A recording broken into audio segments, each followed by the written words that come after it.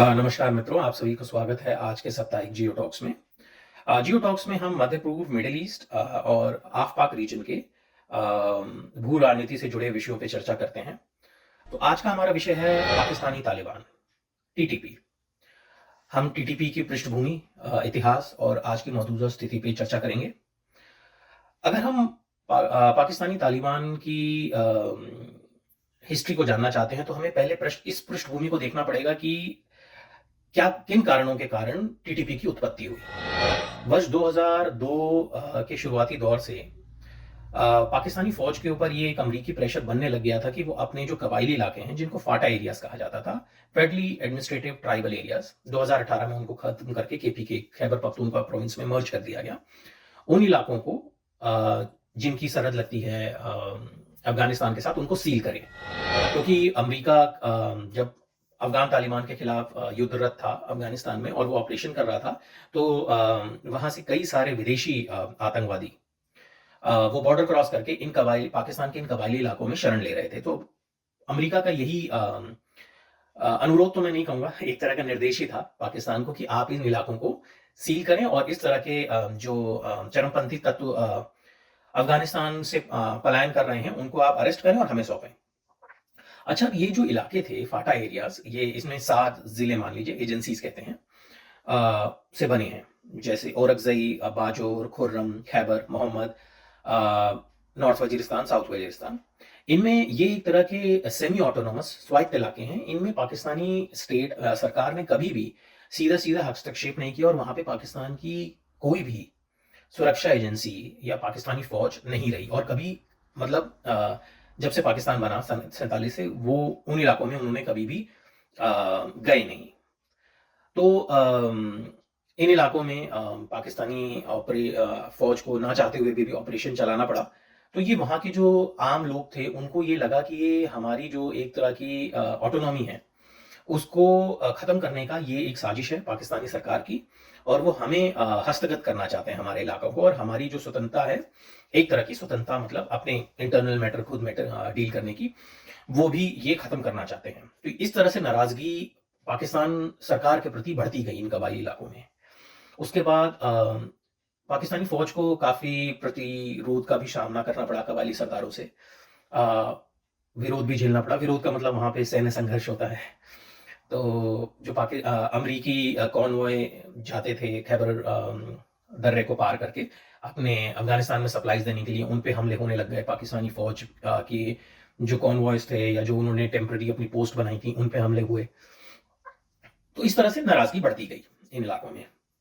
और जुलाई 2007 आते आते 2007 के आते आते लोगों में एक तरह का नॉन फॉर्मल एक तरह का रेजिस्टेंस मूवमेंट शुरू हो गया।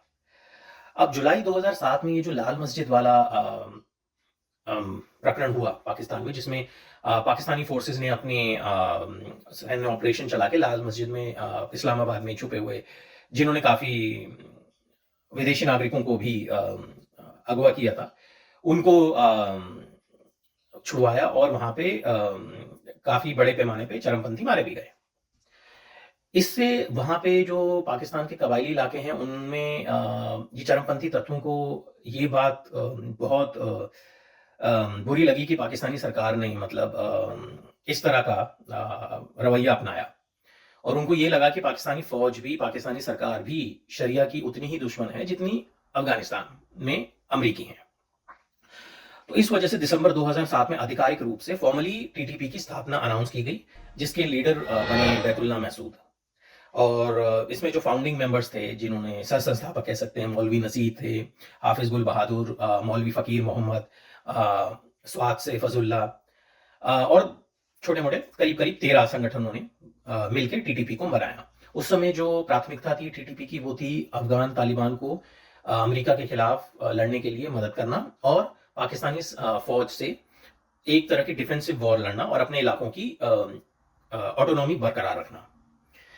अब 2009 आते आते अगस्त 2009 में बैतुल्लाह महसूद जो थे, उनकी अमेरिकी ड्रोन स्ट्राइक में मृत्यु हो गई, और उनके बाद जो नए आमिर बने, मतलब कमांडर टीटीपी के, वो बने हकीमुल्लाह महसूद। हकीमुल्लाह महसूद जो थे, उन्होंने भी ये जो अपनी आक्रामकता है वो अमेरिकी फोर्सेस के प्रति तो अफगानिस्तान में बढ़ाई ही, पर साथ ही साथ जो पाकिस्तानी एजेंसीज थी, सिक्योरिटी फोर्सेस थी, उनके खिलाफ भी उन्होंने काफ़ी कैंपेन चलाया। पर अंततोगत्वा उनका भी हश्र वही हुआ जो बैतुल्लाह महसूद का हुआ।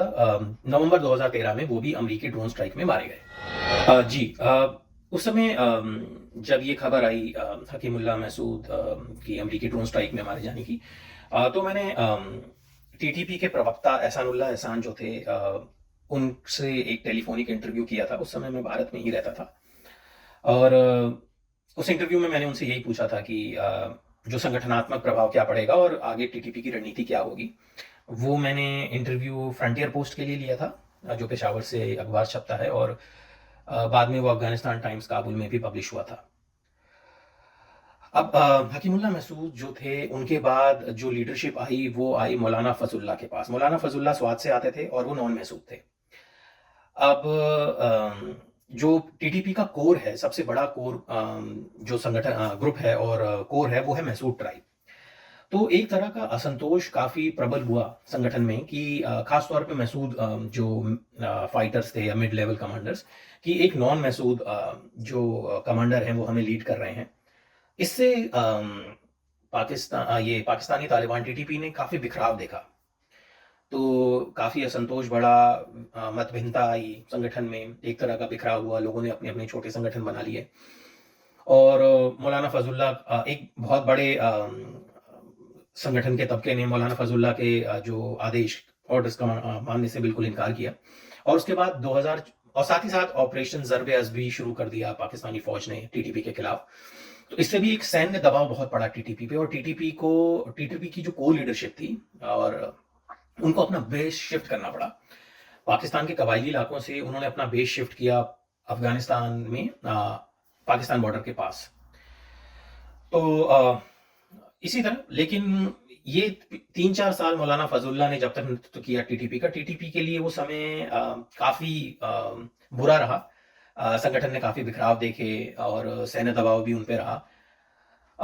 जून 2018 आते में मौलाना फजलुल्लाह का भी वही हश्र हुआ जो पहले कमांडरों का हुआ। उनकी भी यूएस ड्रोन स्ट्राइक में मृत्यु हुई। पर ये पहले कमांडर थे जो अफगानिस्तान में मारे गए, कुन्नार प्रोविंस में। अब मौलाना फजलुल्लाह के जाने के बाद से जो लीडरशिप थी टीटीपी की, वो दोबारा से महसूद ट्राइब्स के पास आई, और मुफ्ती नूर वली महसूद जो अभी भी मौजूदा कमांडर हैं टीटीपी के, उन्होंने लीडरशिप को संभाला। और उन्होंने टीटीपी को उस समय एज नेता बने वो टीटीपी के, जब टीटीपी अपने सबसे कमजोर अपना सबसे बुरा समय देख रही थी और अपने आप को सबसे कमजोर पा रही थी जब से वो बनी थी। तो इसीलिए मुफ्ती नूर वली महसूद ने आते ही टीटीपी को दोबारा से यूनाइट करने पे काम किया। जिन लोगों ने टीटीपी छोड़ के अपने छोटे छोटे संगठन बुला लिए थे, उनको वो दोबारा से टीटीपी के मूल संगठन में लाए। और उन्होंने एक चीज और की कि उन्होंने आदेश दिया कि टीटीपी अब किसी भी नागरिक लक्ष्य पे हमला नहीं करेगी, मतलब सिविलियन टारगेट्स को हम अटैक नहीं करेंगे, केवल पाकिस्तानी आर्मी और पाकिस्तानी सुरक्षा बलों पे हमारे हमले केंद्रित रहेंगे। अब इस तरह से ये एक प्रयास था कि आम जनता में अपनी लोकप्रियता बढ़ाई जाए। मुफ्ती नूर वली महसूद के प्रयासों से ही टीटीपी दोबारा से एक मजबूत संगठन के रूप में खड़ी हुई है, और इस समय वो पाकिस्तान की सबसे बड़ी उग्रवादी संगठन है हर लिहाज से। अगर आप देखा जाए टेक्नोलॉजी और हथियार और संख्या के लेवल से आप देखें तो टीटीपी जो है वो इस समय पाकिस्तान का सबसे बड़ा उग्रवादी संगठन है। ये आज हमने चर्चा की टीटीपी के पृष्ठभूमि में, थोड़ा सा उसका इतिहास भी खंगाला हमने, और आज की मौजूदा स्थिति क्या है टीटीपी की। तो आप हमारे चैनल को ज़रूर सब्सक्राइब करें।